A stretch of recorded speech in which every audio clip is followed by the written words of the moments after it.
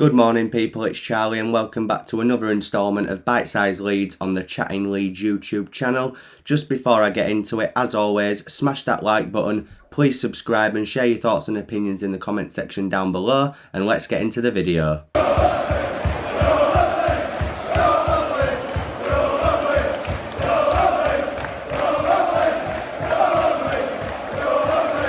So then guys, let's get into it. So the first thing that I wanted to touch upon is a little bit of transfer news, and it's concerning a Chelsea midfielder by the name of Ross Barkley. Ross Barkley is a name that's been linked with Leeds for a little while now, and it's a name that seems to split a lot of Leeds United fans' opinions. Some people would love him, some people would say no. I'm a little bit on the fence with this one, I can't lie. Just for the simple fact that I know it's Chelsea and they've got good depth and other good midfielders in that position. But if he was that good, he would be playing for Chelsea regularly. You've only got to look at Ruben Loftus-Cheek, who seems to be getting more game time at the minute, and yet he was on loan at Fulham last season. Ross Barkley did really well at Aston Villa last season when he went there on loan. I thought he made a great impact at Villa Park. I just remember those times when he was at Leeds a few seasons back on loan. Fair enough, I think whoever was the coach then were playing him on wing, which is not his position. So that just made him look worse than what he actually is. But with Barkley joining us now, with the current style of play that we have, I'll be honest, I'm not 100% sure whether he would fit into that. I assume if we brought him in, he would kind of be in like the Forshaw/Click role, slightly in front of Kalvin. But, I mean, hit me up in the comments, guys. Would you take Ross Barkley on loan? I think what would make me go for it is if we didn't add on the buy clause at the end of the season.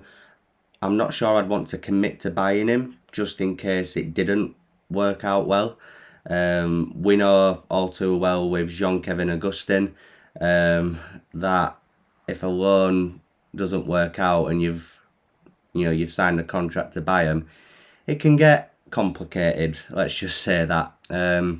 So yeah, as I said, hit me up in the comments, guys. Would you take Ross Barkley on a loan until the end of the season, yes or no, and give you reasons as to why, because I'd be interested to see the opinion of everyone that's watching. So, moving on to a second bit of transfer speculation concerning Leeds, and that is apparently we've been linked with QPR centre-back Rob Dickey.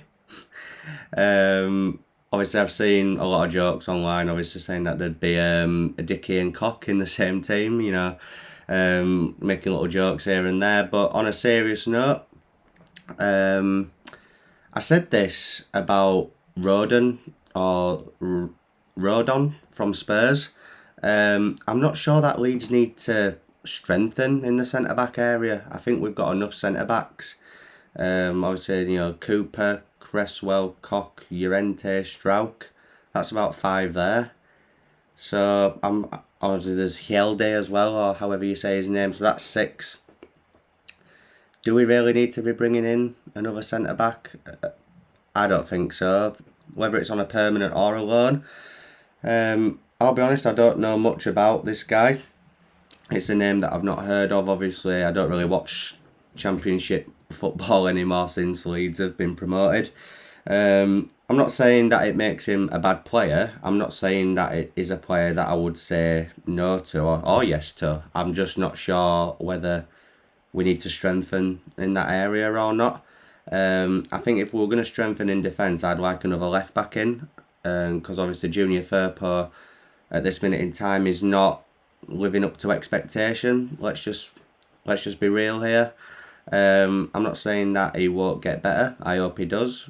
But whether he gets better or not, I think it'd be good to have a decent, proper out-and-out left-back as cover.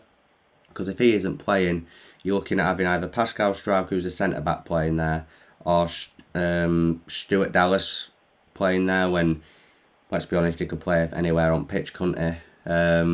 So yeah, Rob Dickie, I'm not saying that you're a bad player, mate. I'm just not sure whether Leeds United should be spending anything on a centre-back when we've got about 5 or 6 first teamers and under 23s that could probably do a job if needed. And the final bit of news, or just something that I wanted to touch upon, is I've seen obviously that Kalvin Phillips wants a new deal. That's something that everyone's aware of. But it's the buyout clause fee that I've seen a news story saying that it'd be 50 million or more.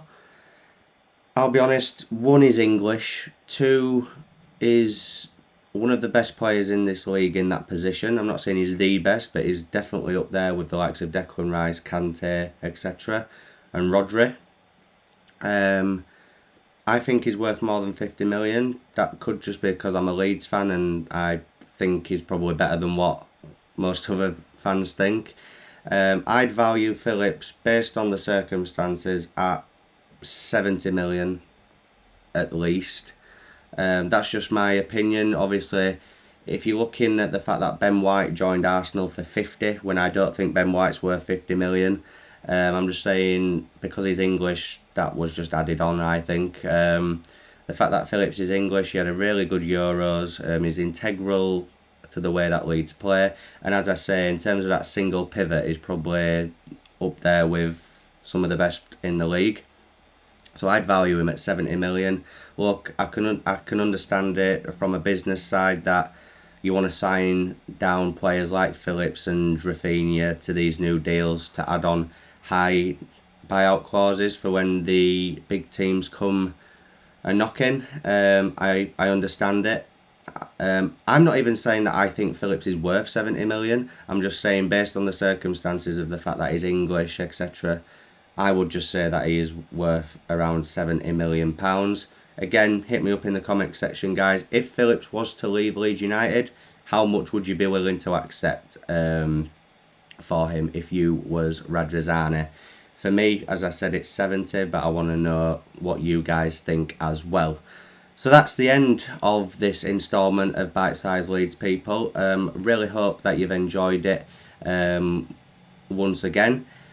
Just want to thank everyone that subscribed over the last few days. I've seen a huge increase in subs quite quickly since I've been doing the Bite-Size Leeds videos. It's good to see that everyone's enjoying them, and they will be continuing over the month of January as more speculation. Hopefully Leeds sign players. There may be some outgoings, who knows, but it will all be covered on the Chatting Leeds YouTube channel, so make sure you keep it locked and hit that notification bell. Hit the like button, subscribe if you're brand new. Share your thoughts and opinions in the comment section, as I said, and I'll see you in the next video, people. Thank you very much for watching, as always.